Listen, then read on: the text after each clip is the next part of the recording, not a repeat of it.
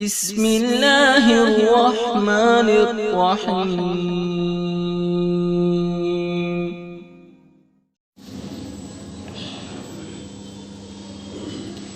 رب اشرح لي صدري ويسر لي امري واحلل عقدة من لساني يفقهوا قولي. نحمدك يا الله ونصلي ونسلم عليك يا رسول الله، اما بعد. اعوذ بالله من الشيطان الرجيم. بسم الله الرحمن الرحيم.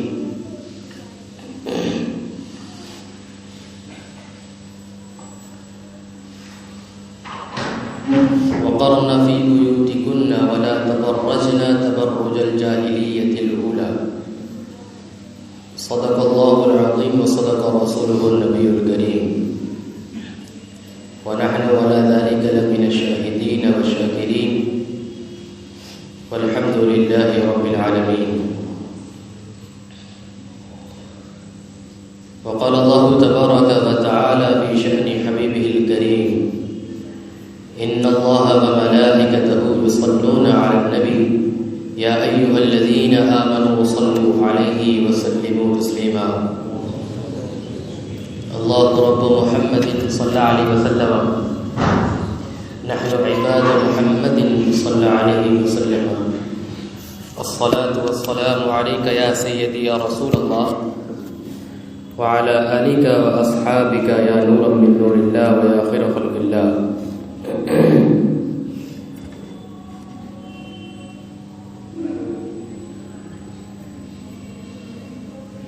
پردے پہ عمل دافع اشرار و فتن ہے، پردے پہ عمل دافع اشرار و فتن ہے، کردار کی آنکھوں میں یہ غیرت کی کرن ہے.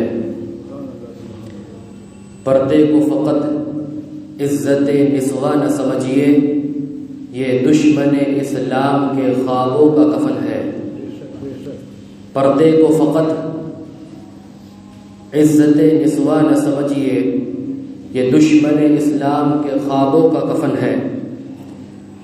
ناپاک ہوس کے لیے بنتا ہے رکاوٹ، ناپاک ہوس کے لیے بنتا ہے رکاوٹ. بدکاروں کو اس واسطے پردے سے جلن ہے، بدکاروں کو اس واسطے پردے سے جلن ہے.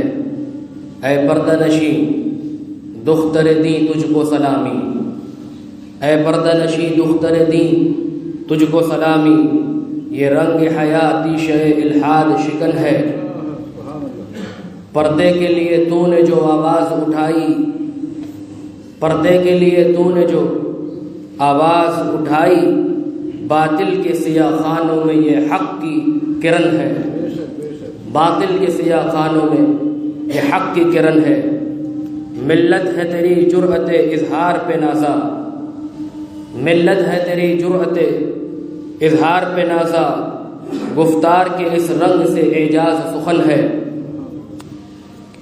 اے کاش ہر ایک طبقہ نسواں کو ہو معلوم، یہ شرم و حجاب اور حیا زیور زن ہے. ہر چشم حیادار کو حاصل ہے یہ اعزاز، راضی ہے نبی فضل خدا سایہ فکن ہے.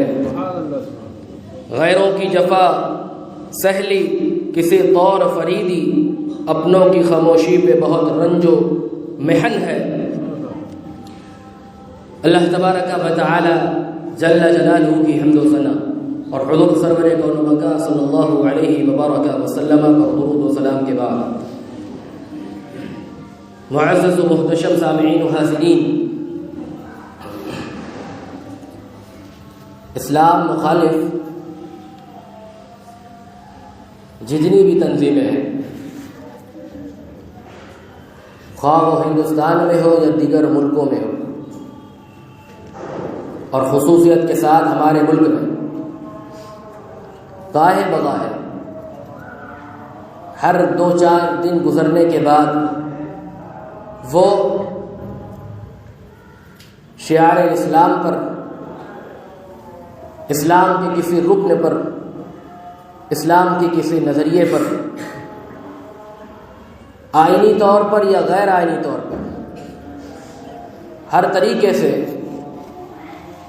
حملہ کرتے ہیں اور اسلام کے تقدس کو پامال کرنے کی ہر دم وہ کوشش کرتے رہتے ہیں۔ ابھی حال ہی میں ہمارے ملک ہندوستان کے ایک علاقہ کرناٹک میں جو پڑتا ہے، اس میں پردے کے لحاظ سے مسلم طالبات پر، مسلم بچیوں پر یہ رکاوٹ اور پابندیاں عائد کر دی گئی کہ وہ اپنا حجاب لگا کر، پردہ کر کے اسکول اور کالج میں داخل نہیں ہو سکتی۔ اگر ان کو تعلیم اسکول اور کالج کی لینا ہے تو وہ اپنے حجاب کو، اپنے پردے کو بالائے طاق رکھیں، اس کے بعد وہ داخل ہوں گے۔ لیکن وہاں کی باحیا باکردار خاتون نے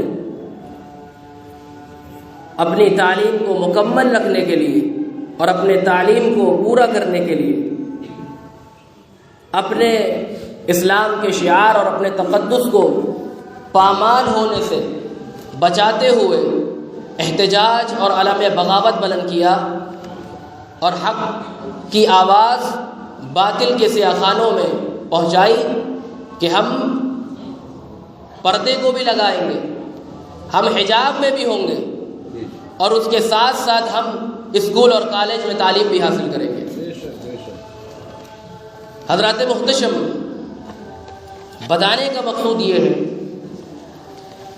کہ حجاب اور پردہ یہ معاشرتی اور علاقائی حکم نہیں، بلکہ حجاب اور پردہ یہ قرآنی حکم ہے، یہ اللہ کے نبی صلی اللہ علیہ وسلم کے فرمان میں شامل ہے، اور رب تبارک و تعالیٰ کے احکاموں میں سے ایک حکم ہے جو مسلمان بہنوں کو، مسلمان عورتوں کو رب تبارک و تعالیٰ نے یہ حکم دیا۔ آج اس مختصر سے وقت میں پردہ عورت کا محافظ ہے، اس متعلق اس عنوان سے کچھ گفتگو سماعت کریں کہ اللہ تبارک و تعالیٰ نے کن کن موقع پر اور اللہ کے نبی صلی اللہ علیہ وسلم نے کن حالات میں، کن موقعوں پر اور کیسے کیسے معاملات جو بیان کیے، جو امت تک پہنچائے اور بتائے، کتنا درست اور صحیح ہے۔ آج ہم دیکھیں کہ ایک مقدس چیز ہر طریقے سے اس کو بچایا جاتا ہے، اور یہ پردہ جو ہے، حجاب جو ہے، یہ ایسا نہیں کہ مسلم خواتین کو قید و بند کرنا ہے، یہ ایسا نہیں کہ ان کے اوپر ظلم و زیادتی کرنا ہے، بلکہ ان کے تقدس اور عفت اور ان کی پاسداری کے لیے اسلام نے پردہ رکھا تاکہ ان کی عزتیں محفوظ رہے، ان کی عفتیں محفوظ رہے، اور ان کی جو ہے وہ عزت کوئی چکنا چور نہ کرے، بد نگاہوں سے بھی بچتی رہے اور بدکرداری سے بھی وہ بچتی رہے۔ اس لیے کہ اللہ کے نبی صلی اللہ علیہ وسلم نے جو قرآن کا تحفہ ہمیں دیا، رب تبارک و تعالیٰ کی مقدس کتاب ہمیں عطا فرمائی، اس کتاب میں جو پورا ضابطۂ حیات ہے، اس میں اللہ نے فرمایا وَقَرْنَ فِي بُيُوتِكُنَّ وَلَا تَبَرَّجْنَ تَبَرُّجَ الْجَاهِلِيَّةِ الْأُولَى، سورۃ الاحزاب کی آیت۔ اللہ فرماتا ہے کہ مسلمان عورتیں، خصوصیت کے ساتھ یہ آیت آپ دیکھیں، ازواج مطہرات اللہ کے نبی صلی اللہ علیہ وسلم کے جو ازواج ہیں، جو امہات المومنین ہیں، ان کے بارے میں نازل ہوئی کہ مسلمان عورتیں اپنے گھر میں ٹھہری رہیں، وَلَا تَبَرَّجْنَ تَبَرُّجَ الْجَاهِلِيَّةِ الْأُولَى، اور قدیم جاہلیت میں جو بناؤ سنگار ہوتا تھا وہ ان کی نمائش نہ کریں، اپنی زینت کی، اپنے حسن کی غیر مردوں کے سامنے، غیر محرموں کے سامنے نمائش نہ کرے، جس طرح قدیم جاہلیت میں ہوتا تھا۔ صدر الافاضل علامہ سید نعیم الدین مراد آبادی علیہ رحمۃ و رضوان اس میں لکھتے ہیں، کہتے ہیں کہ قدیم جاہلیت سے مراد کیا ہے؟ کہتے ہیں کہ اللہ کے نبی صلی اللہ علیہ وسلم سے قبل، یعنی میرے آقا کے اعلان نبوت سے پہلے جو جاہلیت کا زمانہ گزرا، اس میں عورتوں کا معمول یہ تھا کہ وہ اپنے حسن کو، اپنی زینت کو، اپنے بناؤ سنگار کو، اپنے زیوروں کو اس طریقے سے آراستہ اور پیراستہ کرتی کہ وہ غیر مردوں کے لیے اور غیر محرموں کے سامنے دکھاتی۔ اسی کو اللہ تبارک و تعالیٰ نے منع کیا کہ تمہارا حسن محرموں کے لیے ہے، تمہارا زینت محرموں کے لیے ہے، غیر محرموں کے لیے نہیں۔ اب اس کے بعد ہمارے علماء نے لکھا کہ عورت کہتے کس کو ہے اور عورت ہے کیا چیز، بتانا آپ کو مقصود ہے، پہنچانا امت کی بہنوں تک مقصود ہے، تاکہ آپ اپنے گھروں میں جائیں، اپنے یہاں کی بہنوں، بیٹیوں، ماؤں، بیویوں کو جو یہاں سے حکم سنیں ان تک پہنچائیں، تاکہ وہ بھی پردے کا اہتمام کرتی رہیں۔ ہے کیا؟ یہ وہ ہے کہ ما العار فی اظہاری، پردہ وہ چیز ہوتا ہے، یعنی عورت وہ چیز ہے جس کے اظہار میں عار محسوس کیا جائے، شرمندگی محسوس کی جائے، یعنی عورت اس کو کہتے ہیں جس کا اظہار اگر ہو جائے غیر مردوں کے سامنے، غیر محرموں کے سامنے، تو یہ فخر کی بات نہیں، یہ ہمارے لیے باعث فخر نہیں، ہمارے لیے عزت کی بات نہیں، بلکہ ہمارے لیے ننگ و عار ہے، شرمندگی کی بات ہے، جس کے اظہار میں آدمی اپنی شرمندگی محسوس کرے۔ یعنی اسی لیے فقہاء نے لکھا کہ اگر کسی کی بیوی غیر محرموں کے سامنے بے پردگی سے آتی جاتی ہو تو وہ لائق امامت نہیں، وہ قابل گواہی نہیں، اس کی گواہی قبول نہیں، اس کی امامت قبول نہیں، وہ ڈکیانوس ہے، اس طریقے سے ہمارے فقہاء نے لکھا۔ اور اللہ کے نبی صلی اللہ علیہ وسلم نے ایک مقام پہ فرمایا، ترمذی شریف کی حدیث ہے، میرے آقا فرماتے ہیں المرأۃ عورہ، عورت عورت ہے، عورت عورت ہے، المرأۃ عورہ، فرمایا عورت عورت ہے، سر سے لے کر کے پاؤں تک چھپانے کی چیز ہے۔ کیا ہے؟ سر سے پاؤں تک چھپانے کی چیز ہے۔ میرے آقا فرماتے فَإِذَا خَرَجَتْ اسْتَشْرَفَهَا الشَّيْطَانُ، جیسے ہی عورت نکلتی ہے اب شیطان اس کو تکتا ہے، شیطان اس کو تکتا ہے۔ مفتی احمد یار خان نعیمی علیہ رحمت و رضوان وہ لکھتے ہیں کہ استشراف کا مطلب کیا کہ شیطان اس کو تکتا ہے، حالانکہ شیطان نہیں تکتا، بلکہ انسان کی نگاہوں میں شیطان اس عورت کے حسن و جمال کو ابھارتا ہے، اور اس کے حسن کو ابھار کر کے شیطان کے ذریعے سے انسانوں کی نگاہوں میں وہ حسن پیدا ہوتا ہے، اور انسان جو ہے اس کو بار بار خواہ مخواہ دیکھتا رہتا ہے، تکتا رہتا ہے۔ اسی لیے اللہ کے نبی صلی اللہ علیہ وسلم نے فرمایا کہ بلا ضرورت عورتیں نہ نکلیں، ضرورت ہو، سفر کرنا ہو تو محرموں کے ساتھ، اور کوئی حاجت ہو تو محرموں کے ساتھ نکلیں۔ اب دیکھیں قرآنی فرمان ہے، میرا رب فرماتا ہے قرآن کریم فرقان حمید میں، یا ایھا الذین آمنوا لا تدخلوا بیوت النبی الا ان یؤذن لکم الی طعام غیر ناظرین اناء۔ صحابہ کرام کا یہ معمول تھا، ابھی حجاب کی آیت نازل نہیں ہوئی تھی، یعنی پردے کی آیت ابھی نازل نہیں ہوئی تھی، تو صحابہ کرام اللہ کے نبی صلی اللہ علیہ وسلم کے دولت خانے میں جاتے تو وہاں کھانا بھی تناول فرماتے، وہاں بیٹھ بھی جاتے، اور بہت دیر تک اللہ کے نبی صلی اللہ علیہ وسلم کے دیدار سے مشرف ہوتے تھے۔ یعنی وہ یہ چاہتے تھے کہ ہمارا ہر لمحہ، ہر وقت اللہ کے نبی صلی اللہ علیہ وسلم کے سامنے گزرے، وہ گھر میں ہو، باہر ہو، کہیں ہم اللہ کے نبی کے ساتھ ہوں۔ تو بعض مقامات پر یعنی گھر میں بھی اللہ کے نبی صلی اللہ علیہ وسلم کو آرام کرنا، ان کے ازواج مطہرات ہیں، تو اللہ نے فرمایا کہ یا ایھا الذین آمنوا لا تدخلوا بیوت النبی، اے ایمان والو جب تک اللہ کا نبی تمہیں اجازت نہ دے، جب تک میرا نبی تمہیں اجازت نہ دے، تب تک ان کے گھر میں داخل نہ ہونا۔ اب اگر دعوت ہو غیر ناظرین اناء، تو اب دعوت پہ اللہ کے نبی بلائیں، ابھی کھانا تیار نہیں ہوا تو تم انتظار نہ کرو ان کے گھر میں، اللہ نے کہا غیر ناظرین اناء، بلکہ کھانا جب تیار ہو جائے تب اندر داخل ہو۔ فَإِذَا دَخَلْتُمْ بُيُوتًا فَإِذَا طَعِمْتُمْ، جب کھانا کھا لو تو فوراً اللہ نے کہا کہ نکل جاؤ۔ إِنَّ ذَلِكُمْ كَانَ يُؤْذِي النَّبِيَّ، اگر تم وہاں لگے رہے اور سوچے کہ وہاں باتیں ہو رہی ہے، وہاں جو ہے بہت سارے کلام ہو رہے، تو وہاں اللہ کے نبی صلی اللہ علیہ وسلم کے گھر میں چاہتے یہ ہو کہ ہم ٹھہرے رہے، رکے رہے، تو میرے آقا نے کہا، رب نے فرمایا کہ اللہ کے نبی کے گھر میں بلا عذر باتیں بھی ہو رہی ہوں تب بھی تمہیں سننا اجازت نہیں ہے تمہیں سننے کی، فوراً نکل آؤ، اس لیے کہ اللہ کے نبی صلی اللہ علیہ وسلم کو اس سے ایذا ہوتی ہے، تکلیف پہنچتی ہے۔ اب یہاں تک فرمایا، پھر اس کے بعد رب فرماتا ہے کہ وَإِذَا سَأَلْتُمُوهُنَّ مِنْ وَرَاءِ حِجَابٍ ذَلِكُمْ أَطْهَرُ لِقُلُوبِكُمْ وَقُلُوبِهِنَّ۔ اللہ نے کہا کہ جب کوئی ازواج مطہرات سے تمہیں چیزیں لینا ہو، اللہ کے نبی صلی اللہ علیہ وسلم کے ازواج سے کوئی چیزیں مانگنی ہو، لینی ہو، تو رب فرماتا ہے کہ پردے کے پیچھے سے لو۔ اب پردے کے پیچھے سے لینے کا مقصد کیا؟ ذالکم ازکا، یعنی یہ تمہارے لیے زیادہ پاکیزگی کا سبب ہے۔ اب پھر فرمایا کہ جب تم یہ لے لو اور پھر میرے آقا کے وصال کے بعد یعنی اللہ کے نبی صلی اللہ علیہ وسلم وصال فرما جائے تو تمہیں جائز نہیں کہ ان کی بیویوں سے نکاح کرو۔ ان ذالکم کان عند اللہ عظیما، یہ اللہ کے نزدیک بہت بڑا ہے۔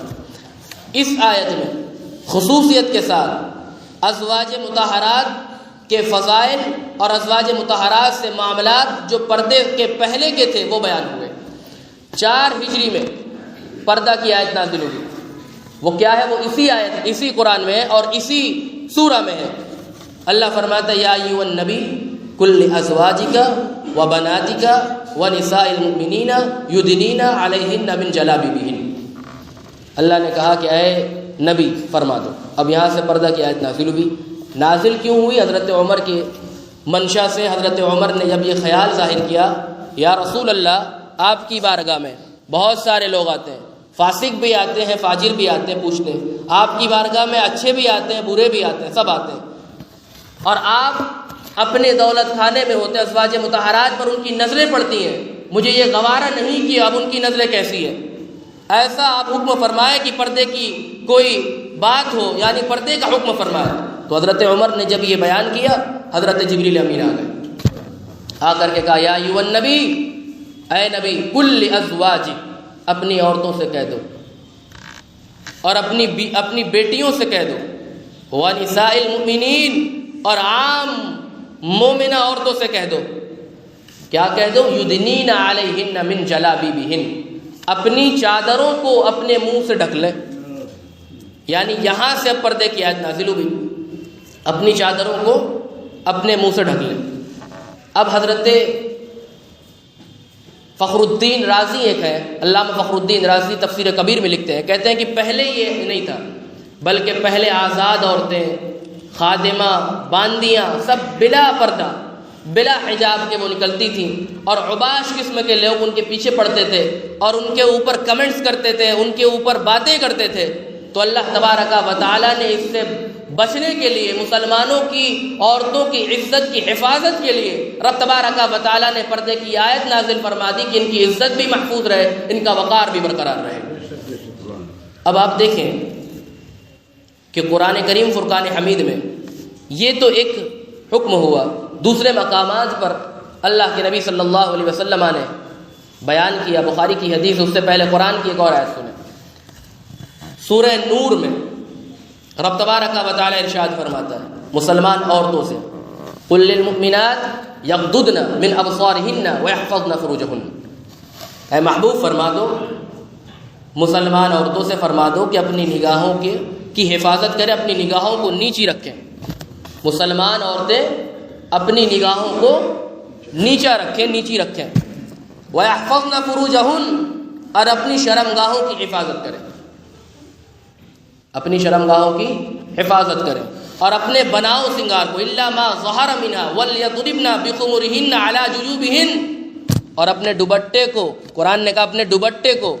اب آپ دیکھیں کہاں تک حکم ہے، قصور تو ہمارا ہے کہ ہم پڑھتے نہیں، قرآن نے کہا اپنے دوپٹے کو اپنے گلے میں رکھ لیں، یعنی یہ نہ ہو کہ ایسے ہی پڑا رہے، بلکہ اپنے دوپٹے کو اپنے چہرے سے ڈھک لیں، یہ قرآن کا فرمان ہے۔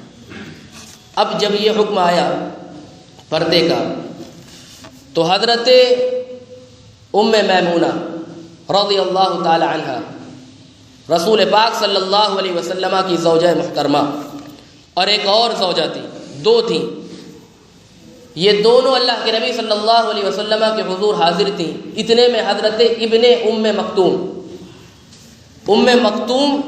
مکتوم ایک صحابی ہیں جو نابینا تھے، وہ آئے. آیت حجاب، آیت پردہ نازل ہو چکی. اب وہ آئے تو اللہ کے نبی صلی اللہ علیہ وسلم نے اپنی زوجہ سے، اپنے ازواج سے، دونوں ازواج سے کہا کہ اپنے آپ کو ڈھک لو، پردے میں ہو جاؤ. کیا کہا؟ پردے میں ہو جاؤ. تو انہوں نے کہا، ترمذی شریف کی حدیث ہے، انہوں نے کہا کہ ہوا اعمی لا یعرفنا ولا یبصرنا. یا رسول اللہ، وہ تو نابینا ہے، نہ وہ ہمیں جان سکتے ہیں نہ وہ ہمیں دیکھ سکتے ہیں. یا رسول اللہ، ہم ان سے کیسے پردہ کریں؟ اب بتانے کا مقصود یہ ہے کہ جس طرح مردوں کو اپنی نگاہوں میں غیر محرموں کو دیکھنا ناجائز و حرام، اسی طرح غیر محرم مرد کو، عورتوں کو بھی دیکھنا ناجائز ہے یہ. اور اللہ کے نبی صلی اللہ علیہ وسلم نے منع فرمایا. قرآن کی یہی فرمان، قرآن کا یہی ہے کہ اپنی نگاہوں کو نیچا رکھیں، عورتیں بھی. اب میرے آقا نے فرمایا وہ نابینا ہے، وہ صحابی رسول آنے والے نابینا ہے، وہ تمہیں نہیں دیکھ سکتے، وہ تمہیں پہچان نہیں سکتے. میرے آقا فرماتے کیا تم بھی نابینا ہو؟ کہا کہ تم تو دیکھ سکتی ہو اور تم تو ان کو پہچان سکتی ہو، اس لحاظ سے تمہارے اوپر بھی لازم ہے کہ تم نابینا سے بھی پردہ کرو. اور انہوں نے پردہ کیا بھی. اسی طرح قرآن کریم نے مردوں سے بھی کہا قل للمؤمنین یغضضن من ابصارہن ویحفظن فروجہن. اسی طرح سے قرآن کریم نے عورتوں سے، مردوں سے، دونوں سے کہا. مردوں سے کہا کہ تم بھی اپنی نگاہوں کو نیچا رکھو، اپنی شرمگاہوں کی حفاظت کرو. تو اب جب یہ آیت نازل ہوئی تو صحابہ کرام کے درمیان اللہ کے نبی صلی اللہ علیہ وسلم کھڑے ہوئے. اب نگاہوں کی حفاظت بازاروں میں ضروری ہے، گلیوں میں ضروری ہے، سڑکوں پہ ضروری ہے. اللہ کے نبی صلی اللہ علیہ وسلم، حضرت ابو سعید خدری رضی اللہ تعالی عنہ سے مروی ہے، وہ کھڑے ہوئے، وہ فرماتے کہ اللہ کے نبی صلی اللہ علیہ وسلم ہمارے درمیان خطبہ ارشاد فرمائے، کھڑے ہوئے اور کہا کہ ایاکم والجلوس علی الطرقات. کہا کہ بازاروں میں، گلیوں میں، راستوں میں بیٹھنے سے میرے آقا نے منع فرمایا کہ اب تم بازاروں میں نہ بیٹھو، اب تم جو ہے گلیوں میں نہ بیٹھو، اب تم سڑکوں پر بلا ضرورت پھالتو نہ بیٹھو. جب صحابہ نے یہ سنا، کھڑے ہوئے صحابہ، اور پوچھنا ان کا یہ مقصد تھا کہ ہمیں تو حاجت بھی ہوتی ہے، ضرورت بھی ہوتی ہے. کہتے ہیں لا بد انما ہی مجالسنا نتحدث فیہا. صحابہ کہتے ہیں یا رسول اللہ، ہمارے لیے بیٹھنا بہت ضروری ہوتا ہے گلیوں میں، راستوں میں. کیوں؟ اس لیے کہ نتحدث فیہا، ہمارے لیے تو کوئی اور جگہ ہی نہیں کہ جہاں ہم بیٹھ کر کے باتیں کر سکیں. ہمارا تو وہ ایک طریقے سے بیٹھکا ہے، وہ ہم گلیوں میں، بازاروں میں بیٹھتے ہیں. صحابہ نے جب یہ عرض کیا تو میرے آقا نے کہا فَإِذَا أَتَيْتُمْ إِلَى الْمَجَالِسِ، جب تمہیں ضرورت ہے کہ تم گلیوں میں، بازاروں میں بیٹھو گے تو میرے آقا فرماتے فَاعْتُوا الطَّرِيقَ حَقَّهَا. فرمایا کہ آپ راستوں کے حق ادا کرو.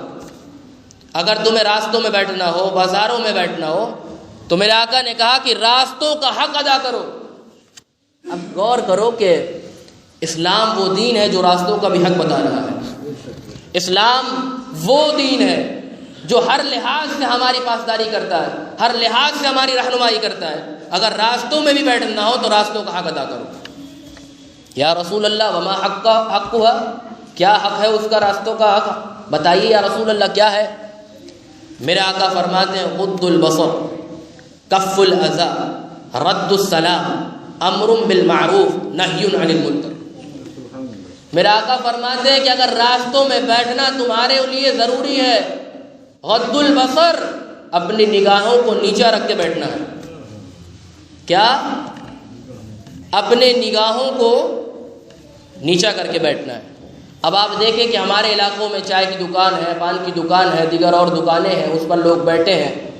اگر ادھر سے عورتیں گزرے تو یا ادھر سے کوئی اور گزرے تو کیا ان کے لیے لازم ہے، ضروری ہوتا ہے کہ وہ دیکھیں؟ بلکہ اللہ کے نبی صلی اللہ علیہ وسلم نے کہا اگر راستوں میں تمہیں بیٹھنا ہو تو اپنی نگاہوں کو نیچا کر کے بیٹھنا. اور بیٹھنے کے بعد صرف ایسے ہی بیٹھے نہیں رہنا، کف الاذى، اس کے بعد اگر راستے میں تکلیف دہ چیز کوئی ہے، اگر کوئی پریشان کن چیز ہے، پریشان کرنے والی کوئی چیز ہے، اس کو ہٹانا بھی تمہارا کام ہے۔ یعنی ایذا دینے والی کوئی چیز، کوئی بڑا پتھر رکھا ہوا ہے، اگر کوئی گزرے گا تو پیر میں چوٹ لگ جائے گی، تو تم بیٹھے ہو تو تمہیں ہٹانا بھی ضروری ہے۔ پھر میرے آقا فرماتے رد السلام، بیٹھے رہ کر کے خاموش نہیں رہنا، بلکہ ہر آنے جانے والے کے سلام کا جواب بھی تمہیں دینا ہے۔ رد السلام، پھر فرمایا کہ امر بالمعروف و نہی عن المنکر، اور بیٹھے رہنے کے بعد اگر کسی کو دیکھو کہ وہ غلط کر رہا ہے تو اس کو روکو، کسی کو دیکھو کہ وہ نیکیوں سے دور ہے تو اس کو نیکیوں کا حکم کرو۔ یعنی امر بالمعروف نہی عن المنکر کا فریضہ بھی تمہیں انجام دینا ہے بیٹھے رہنے کے بعد۔ تو یہ حکم، یہ احکام اللہ کے نبی صلی اللہ علیہ وسلم نے فرمایا۔ کہاں تک، کتنا پاکیزہ احکام۔ اب آپ دیکھیں جب یہ آیت نازل ہوئی حجاب کی، پردے کی آیت، تو آج ہم جتنا بھی کر لیں، ہم نے یہ عمل کیا، ہم نے وہ عمل کیا، ہم یہ ہیں، ہم وہ ہیں، صحابہ سے اونچے نہیں ہو سکتے ہم۔ صحابہ کا ایک مٹھی جو خرچ کر دینا اللہ کی راہ میں ہمارے لیے سونے کے پہاڑ خرچ کر دینے سے کہیں زیادہ ان کا ایک مٹھی جو خرچ کر دینا ہے اللہ کی راہ میں۔ یعنی اتنے مقبول ہیں، رضی اللہ عنہم ورضوا عنہ ان کے بارے میں آیا۔ اور ان کے بارے میں یہ ہے کہ جب انہی کے دور میں، اور صحابہ وہ ہیں جس کو اللہ کے نبی نے خود چنا، رب تبارک و تعالیٰ نے خود ان کو انتخاب فرمایا۔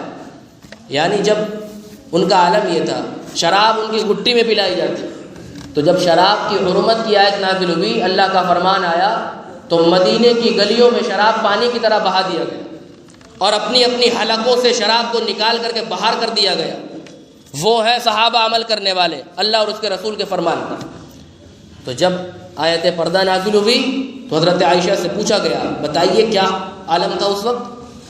حضرت عائشہ کہتی جامع البیان فی تفسیر القرآن، علامہ قرطبی کی کتاب، وہ لکھتے ہیں، کہتے ہیں حضرت عائشہ نے کہا جیسے ہی آیت پردہ نازل ہوئی تو کسی عورت کے اندر ہمت نہ ہوئی کہ چوں چرا کرے کہ یا رسول اللہ، ہم پر تو یہ آپ نے ایک ایسی چیز کو مسلط کر دیا جو ہمارے لیے بہت پریشانی کا باعث ہو۔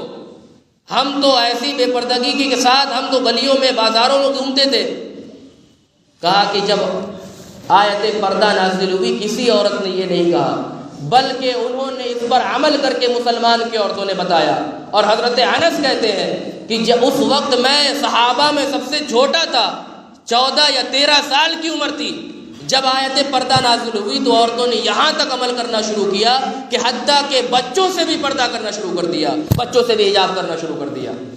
اور اس انداز سے انہوں نے جو ہمارے لیے مشعل راہ ہے، ہمارے لیے ہدایت کا ذریعہ ہے کہ اگر ہم ان کے راستے میں سے چلیں، کسی کے راستے کو اپنا لیں، تو اللہ تبارک و تعالی ہمیں کامیاب و کامران بنا دے گا۔ تو بتائیے، اب آپ دیکھیں کہ حضرت ام خلاد صحابیہ ہیں، ایک جنگ میں ان کا بیٹا شہید ہو گیا، اللہ کے نبی صلی اللہ علیہ وسلم کے حضور حاضر آئی، آیت پردہ نازل ہو چکی تھی، اپنی چادر کو اپنے چہرے پر لپیٹ کر کے آئی اس طرح سے۔ تو صحابہ نے دیکھا کہ کہا کہ تمہارا بیٹا شہید ہو گیا اور اب بھی تم پردے کی حالت میں ہو۔ یعنی یہاں تک کہ جب کسی کے یہاں غمی ہو جائے یا کسی کا لگتے جگر شہید ہو جائے، انتقال کر جائے، تو اس کو حواس نہیں رہتا، اس کو اپنا خیال نہیں رہتا۔ ام خلاد سے صحابہ نے کہا کہ تم اب بھی پردہ کیے ہوئے؟ کہا کہ میں نے اپنا بیٹا کھویا ہے، اپنی حیا کو نہیں کھویا۔ یہ ہے ہمارا عمل ہونا چاہیے، اور یہی طریقہ اپنی ماں، بہنوں، بیٹیوں کو بتاؤ۔ حضرت خاتون جنت مدارج النبوہ میں علامہ شیخ محقق علی الاطلاق شیخ عبدالحق محدث دہلوی لکھتے ہیں، اور یہ وہ ذات ہے جو دہلی میں تشریف فرما ہے، آرام فرما ہے، آنکھ بنتے تھے کعبہ کے بدر الدجا کو دیکھتے تھے۔ وہ لکھتے ہیں حضرت فاطمہ الزہرا کی وصیت یہ تھی کہ جب میرا انتقال ہو جائے تو میرا جنازہ جب اٹھایا جائے تو رات کے وقت میں اٹھایا جائے، تاکہ رات کے وقت میں غیر محرموں کی نظر میرے جنازے پہ بھی نہ پڑے۔ تو ایک شاعر نے لکھا کہ اگر اپنے بیٹوں میں حسین جیسا عشق، حسین جیسی قابلیت، استقامت دیکھنا چاہتے ہو تو اپنی ماؤں کو درس دو کہ وہ حضرت فاطمہ الزہرا کے طرز عمل کو اپنائے، تو تمہاری گود میں حضرت امام حسین اور امام حسن جیسا بچہ کھیلے گا۔ اب پھر یہی شیخ محقق کی دوسری کتاب اخبار الاخیار میں وہ لکھتے ہیں، کہتے ہیں کہ شیخ نظام الدین، ایک نظام الدین محبوب الہی، ایک نظام الدین ابو المعید ہیں، کہتے ہیں کہ ان کی والدہ اتنی متقیہ، پرہیزگار، عابدہ، زاہدہ تھیں کہ لوگ ان کے پاس آتے تھے، اپنی پریشانیوں کو پیش کرتے اور جیسی یہ دعا کرتے تھیں اللہ کی بارگاہ میں ان کی دعا قبول ہو جاتی تھی۔ کہا کہ ہمارے علاقے میں بارش نہیں ہوتی تھی، میں نے اپنی والدہ کے چادر کا ایک دھاگا جو عفت و پارسائی میں گزرا، جس پر کبھی غیر محرم کی نظر نہ پڑی، وہ ایک دھاگا اللہ کے حضور پیش کیا، یا اللہ اس ایک دھاگے کے صدقے طفیل میں بارش برسا دے۔ مولا نے ہماری دعا ختم ہونے سے پہلے ہی بارش کا نزول فرما دیا۔ تو یہ درس ہونا چاہیے۔ اب آپ دیکھیں کہ ہم یہ جو پردے کا اہتمام ہوتا ہے وہ عورتوں کی حفاظت کے لیے، وہ عورتوں کی عزت و وقار کو بڑھاتا ہے، گھٹاتا نہیں۔ اور جو لوگ پردے کی مخالفت کرتے ہیں اور وہ یہ کہتے ہیں کہ عورتوں پر ظلم ہے، تو گویا کہ وہ اس آڑ میں اپنی ہوس کو پورا کرنا چاہتے ہیں اور عورتوں کی عزت و پارسائی کو پامال کرنا چاہتے ہیں، داغدار کرنا چاہتے ہیں۔ اس لحاظ سے آپ دیکھیں جتنی بھی فحاشی ہو مغربی تہذیب میں پائی جاتی، اور آج ان کے ذہن و دماغ میں وہ باتیں ہیں جو آپ سوچ نہیں سکتے، یعنی عورتوں کے حقوق ہو یا عورتوں کے علاوہ کوئی اور چیزیں ہوں، ان کی تعلیم کی بات ہو یا ان کے پردے کی بات ہو یا ان کو آگے بڑھانے کی بات ہو، جب تک اسلام کے دائرے میں یہ کام نہیں کیا جائے گا تو عورتیں کامیاب نہیں ہو سکتی۔ اور جب اس کی مخالفت کر کے ان کے پردے کو اتروا کر کے کوئی کام کیا جائے تو ان کی عزتیں محفوظ نہیں رہیں گی۔ اب آپ دیکھیں کہ خود قرآن کریم نے فرمایا کہ الذین آمنوا ولم یلبسوا ایمانہم بظلم، اللہ نے فرمایا کہ جو ایمان لائے اور گناہ نہیں کیے، ایمان لائے گناہ نہیں کیے، اللہ فرماتا ہے کہ وہی لوگ امن و سکون سے ہیں، وہی لوگ چین میں ہیں، وہی لوگ ہدایت یافتہ ہیں۔ اب مغربی تہذیب میں دیکھیے کہ ایک سے ایک نشہ، ایک سے ایک شراب، ایک سے ایک نشہ آور چیزیں، اور ایک سے بڑھ کر ایک ایسی ایسی چیزیں جو آپ تصور نہیں کر سکتے۔ کیوں؟ یعنی کہ ہمارے فقہا اور ہمارے علماء نے لکھا کہ جو جنسی مخالف ہوتا ہے، فطرت نے ایک میلان رکھا ہوا ہے طبیعت میں کہ جو جنس کا مخالف ہوتا ہے، عورت مرد کی طرف اس کا میلان ہوتا ہے، مرد کا عورت کی طرف میلان ہوتا ہے، تو کہا کہ یہ میلان فطری چیز ہے، تو اس میلان کو روکنے کے لیے اللہ تبارک و تعالیٰ نے ایک بیچ میں پردے کو حائل رکھا اور مسلمانوں کو جا بجا اس سے منع کیا کہ وہ اپنی نگاہوں کو نہ اونچی کریں، اپنی نگاہوں سے غیر محرموں کو نہ دیکھیں۔ اور اللہ تبارک و تعالیٰ نے عورتوں کو بھی منع کیا کہ وہ اپنی نگاہوں سے غیر محرموں کو نہ دیکھیں، اس لیے کہ میلان ہونا ان کی فطری تقاضا ہے، اور جب یہ فطری تقاضا میں بڑھیں گے تو آگے بات بہت آگے تک بڑھ جائے گی۔ اسی لیے مغربی تہذیب میں کوئی مرد ایک عورت سے جب وہ خوش نہیں رہتا یا ایک عورت ایک مرد سے خوش نہیں رہتے تو اس لیے وہ ناجائز تعلقات قائم کرتے ہیں، ناجائز امور استوار کرتے ہیں۔ تو جب وہ ناجائز طریقے سے یہ کام کرتے ہیں تو ذہنی توازن ان کا برقرار نہیں رہتا۔ اپنے ذہن کو شانت کرنے کے لیے وہ لوگ شراب کا استعمال کرتے ہیں، وہ لوگ نشہ آور چیزوں کا استعمال کرتے ہیں تاکہ ہمارا ذہن اور ہمارا یہ دماغ سکون میں آ جائے۔ اب کسی کی جو ہے، ہمارے امام کہتے ہیں کہ کسی کی بیوی کسی غیر محرم کے عشق میں پڑ جائے تو وہ کیسے سکون میں رہ سکتا ہے، یا کسی کا مرد کسی عورت کا وہ غیر محرم یا غیر عورت کے عشق میں پڑ جائے، اس کے محبت میں پڑ جائے تو وہ کیسے سکون میں رہ سکتا ہے۔ اس لحاظ سے وہ اب نشہ آور چیزوں کی طرف آمادہ ہوگا کہ اپنے ذہن کو سکون دے۔ تو جب یہ فطری تقاضا یہ ہے، جو چیزیں اللہ نے بیان کر دی کہ اگر فطری تقاضوں کو اگر تم پامال کرتے رہو گے اور ان پر بدنگاہی کا اثر ڈالتے رہو گے تو تمہارا ذہن بھی سکون میں نہیں رہے گا، تمہارا دماغ بھی سکون میں نہیں رہے گا۔ اور اگر تم اپنے آپ کو سکون میں دیکھنا چاہتے ہو تو جو اللہ نے فرما دیا، جو اللہ کے احکامات ہیں، آمنا صدقنا کہتے ہوئے اس پر عمل کرتے رہو، تو اس لحاظ سے تمہارا ذہن بھی سکون میں رہے گا، تم امن و امان میں رہو گے اور تم ہدایت یافتہ رہو گے۔ بہت ساری باتیں اس میں ہیں۔ علامہ مفتی احمد یار خان نعیمی نے کئی مقامات پہ لکھا کہ عورت جو ہے وہ گھر کی دولت ہے۔ کوئی بھی شخص دولت کو سامنے نہیں رکھتا کہ یہ میری دولت ہے، ایسا کوئی نہیں کرتا کہ لوگ چرا نہ لیں، لوگ نظر نہ لگا دیں، لوگ اور چیزیں نہ کریں، لوگ باتیں نہ کرنے لگیں۔ تو کہا کہ عورت گھر کی سب سے بڑی دولت، تو یہ تمہیں کب گوارا ہے کہ اس دولت کو تم ایسے ہی سب کے سامنے کھلا چھوڑ دو۔ اور دوسرے مقامات پہ لکھتے ہیں کہ عورت ایک چمن کا پھول ہے، اور چمن کا پھول چمن میں ہی اچھا کھلتا ہے، اور اگر اس کو توڑ کر کے باہر لے آؤ گے تو وہ مرجھا جائے گی۔ اس لحاظ سے کہا کہ عورت گھر کی عزت ہوتی ہے، تو اگر وہ پردے میں ہے اور ان کا پردہ ان کی عزت ہے، اگر وہ پردے سے باہر آئیں تو گویا کہ ان کی عزت، ان کی عفت، ان کی عصمت پامال کی جانے والی ہو سکتی ہے۔ اس لحاظ سے اپنی عورتوں کو، اپنی بہنوں کو، اپنی بیٹیوں کو، اپنی بیویوں کو پردے کا حکم دیں، اور بتائیں کہ پردہ یہ صرف ہمارے معاشرے کا حکم نہیں، ہمارا فطرت کا تقاضا نہیں، بلکہ یہ پردہ اللہ کے نبی صلی اللہ علیہ وسلم کے احکاموں میں سے ایک حکم ہے، اللہ کے فرمانوں میں سے ایک فرمان ہے، جو مسلمان بہنوں، بیٹیوں، بیویوں، عورتوں کے لیے یہ اللہ نے نازل فرمائے۔ رب تبارک و تعالی ہماری عورتوں کو پردے کی توفیق عطا فرمائے، اور جو لوگ اس کی مخالفت کرتے ہیں ان کی سرکوبی فرمائے۔ ایک آخری آیت سن لیں۔ اب آپ دیکھیں قرآن نے یہاں تک کہا کہ لباس جو ہے، پردہ جو ہے، یہ عورتوں اور مردوں دونوں کے لیے زینت کا باعث ہے۔ کوئی عورت اپنا پردہ ہٹا کر کے وہ زینت کو آگے نہیں کر سکتی، بلکہ اگر وہ پردے میں رہے گی تو اس کا زینت اس کا زیادہ حقدار ہوتا ہے۔ اللہ نے فرمایا یا بنی آدم قد انزلنا علیکم لباسا یواری سواتکم وریشا۔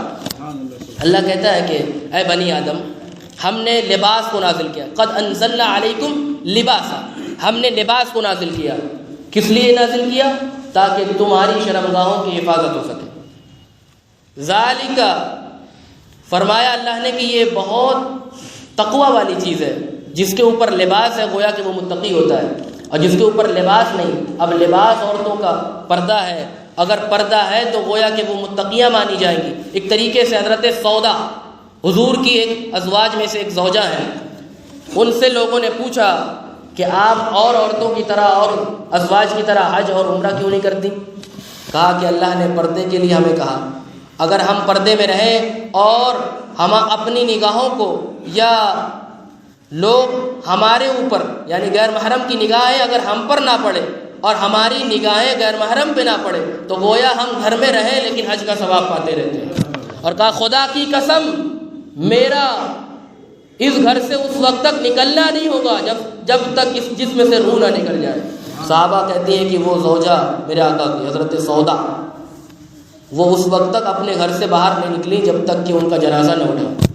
یعنی وہ عورتیں وہ عمل کر کے دکھایا، حضور کے ازواج ہیں یا مسلمانوں کی اس وقت کی عورتیں تھیں، تو یہ درس اپنے یہاں کی عورتوں کو دے۔ رب تبارک و تعالی ہمیں نیک عمل کر